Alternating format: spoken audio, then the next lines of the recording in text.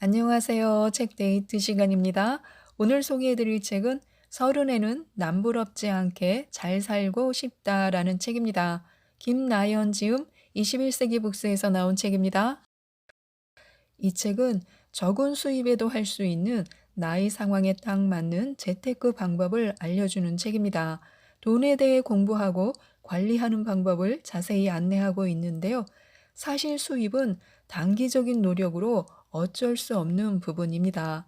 결국 나가는 돈을 줄이거나 수입 중 모을 수 있는 돈을 늘리는 수밖에 없습니다. 생각해보면 참 단순하지만요. 그렇다고 쉽게 실천하기는 힘이 듭니다. 그런 분들에게 도움이 될 수 있도록 저자의 경험을 바탕으로 한 돈 모으기 비법을 소개하고 있습니다. 푼돈이나 공돈을 관리하기만 해도 쓸 수 있는 돈이 늘어나고 일상의 작은 습관과 라이프 스타일을 바꾸는 것만으로도 생활이 훨씬 여유롭게 느껴진다고 합니다. 또한 이런 돈 관리법은요, 지금 당장이라도 실생활에서 실천할 수 있어서 부담도 없다고 합니다. 생활 습관의 변화, 생각의 전환, 한정된 돈으로 필요한 소비를 하며 삶의 질을 높이는 노력을 꾸준히 하면서 내가 할 수 있는 일부터 시작할 수 있다고 합니다.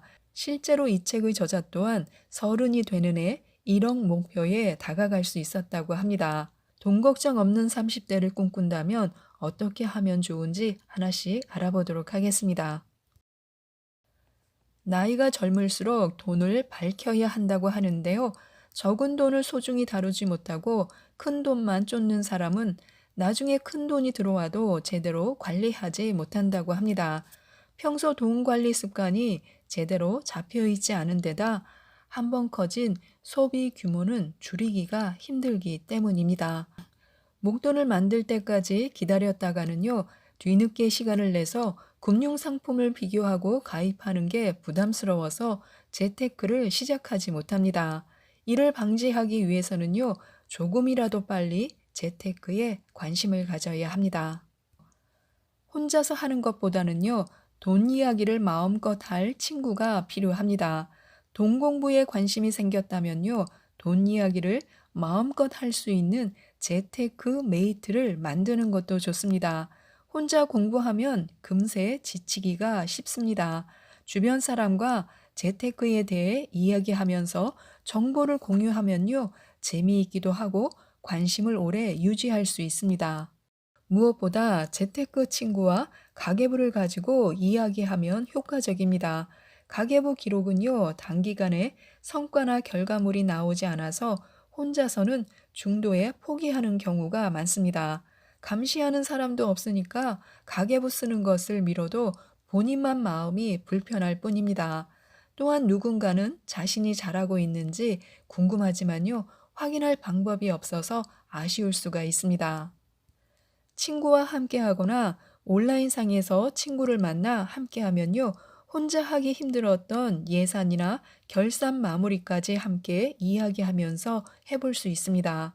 재테크 얘기만으로도 1시간에서 2시간은 훌쩍 지나갈 정도로 재미있습니다. 그뿐만이 아니라 계속해서 새로운 정보를 공유하니까 유익하기도 합니다. 이렇게 관심사가 비슷한 사람들이 계속 모이면요, 선순환을 만들 수 있습니다.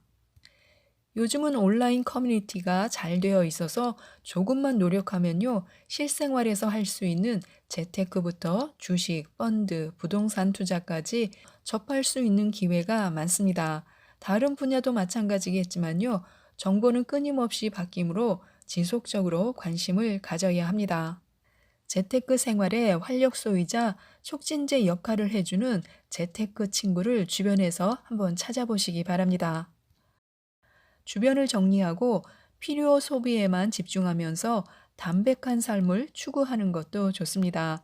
가장 먼저 불필요한 물건을 줄이고 필요한 것만 방 안에 두는 것입니다. 무엇보다 이때부터 소비가 많이 담백해지는데요. 필요 소비는 반드시 내가 설레는 물건만 구매한다라는 원칙을 세우는 것이 좋습니다. 사고 싶은 물건이 생기면요. 대체제를 찾아보고 하루 이틀 정말 필요한 물건인지 확인하는 시간을 갖는 것이 좋습니다. 그런데 가끔 마음에 드는 물건이 있으면요. 나도 모르게 옛날 소비 습관이 스멀스멀 올라와서 그냥 사버리고 싶은 날도 있습니다. 이럴 때를 대비해 스스로 규칙을 하나 정해놓는 것도 좋습니다. 새 물건을 사면 반드시 기존에 가지고 있는 비슷한 물건 하나를 버리기라고요. 새로운 물건을 사려면 좋아하는 물건을 버려야 하니까 더 신중하게 구매하게 됩니다. 그러면 무심코 사는 습관도 없어지게 됩니다. 미니멀 라이프를 추구하다 보면요, 재테크 역시 미니멀하게 해야겠다는 생각이 자동적으로 든다고 합니다. 즉, 누군가의 추천으로 이것저것 발급만 받고 방치한 통장과 카드, 금융상품 등을 어떻게 정리하면 필요한 것만 남길 수 있을까라고 고민하게 됩니다. 또한 감정을 들여다보면요, 돈 나가는 곳이 보인다고 합니다. 가계부에 쓴 지출 내용만 봐도 가계부를 쓴 주인이 어떤 것에 가치를 두고 행복을 느끼는지, 스트레스나 우울함을 어떻게 푸는지, 습관적인 소비가 무엇인지 알 수 있다고 합니다. 대부분의 가계부에서 다른 항목보다 월등히 소비가 많은 항목을 보면요, 공통점이 있다는 것입니다. 간식, 책, 커피, 생활용품, 문구류, 의복, 화장품, 택시 등 여러 가지가 있겠지만요. 이런 항목을 소비하는 것이 무조건 나쁘다는 것이 아니라요. 다만 필요에 의한 소비인지 충동 또는 습관적으로 발생한 소비인지 명확하게 구분할 필요가 있다는 것입니다. 지출했을 때의 상황을 되돌아보면서 자신의 소비 기준을 세워야 합니다. 저축을 할 때도 마찬가지인데요. 돈을 모으겠다는 다짐과 시도는 지속적으로 하지만요. 매번 실패하는 사람이 많습니다. 이는 돈 관리법을 모르거나 재테크 정보가 부족한 것이 아니라요. 심리 상태 때문일 수가 있습니다. 불안하고 조급한 마음, 실패에 대한 두려움, 부정적인 생각 등이 꾸준한 저축을 방해하는 것입니다. 그래서 올바른 스트레스 해소법을 갖고 있는 것이 중요합니다. 살면서 스트레스를 받지 않기는 정말 힘이 든데요. 스트레스를 해소하기 위한 충동 소비는 일시적인 감정 전환에 도움이 될 수도 있습니다. 하지만 충동 소비의 빈도가 높아지고 그것이 나만의 스트레스 해소법으로 정착하는 순간 돈 모으기가 더 힘들어집니다. 좋아하는 영화나 책을 보고 음악을 듣는 취미 생활로 스트레스를 해소하는 것도 좋습니다. 부담 없이 할 수 있는 방법부터 시작하는 것이 좋은데요. 산책을 하고 배드민턴을 치거나 자전거를 타면서 내면의 부정적인 기운을 지속적으로 발산시키는 것이 좋습니다. 이렇게 스트레스를 받을 때마다 적절한 해소법으로 스트레스를 상쇄한다면요. 꼭 돈으로 풀지 않아도 됩니다. 또한 돈 관리를 꾸준히 하기 위해서는요, 많은 수입보다 중요한 게 있습니다. 우선 나 자신이 단단해져야 합니다.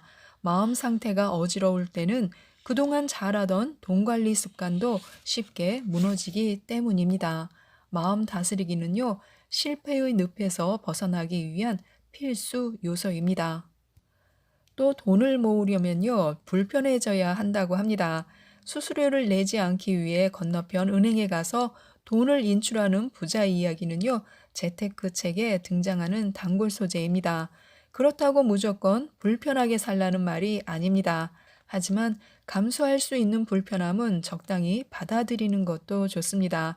한번 편리함에 익숙해지면요, 예전의 불편한 생활로 돌아가기가 힘이 듭니다. 이는 100원, 200원, 푼돈을 가볍게 여기는 행동과 비슷합니다. 나만의 기준을 정해서 그 안에서 편리함과 간편함을 누리는 방법을 찾는 것도 좋을 것 같습니다. 예상보다 돈을 적게 쓴 날이 기회가 될 수도 있습니다. 돈을 쓰지 않은 날을 저축하는 날로 정하여 종잣돈을 만들 수도 있습니다.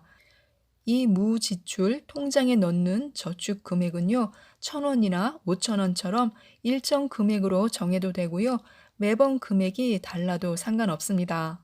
미리 무지출 미션 금액을 정해놓고 소비 계획 여부와 상관없이 지출이 없는 날이나 그 다음 날 통장에 미션 금액을 저축하는 것입니다.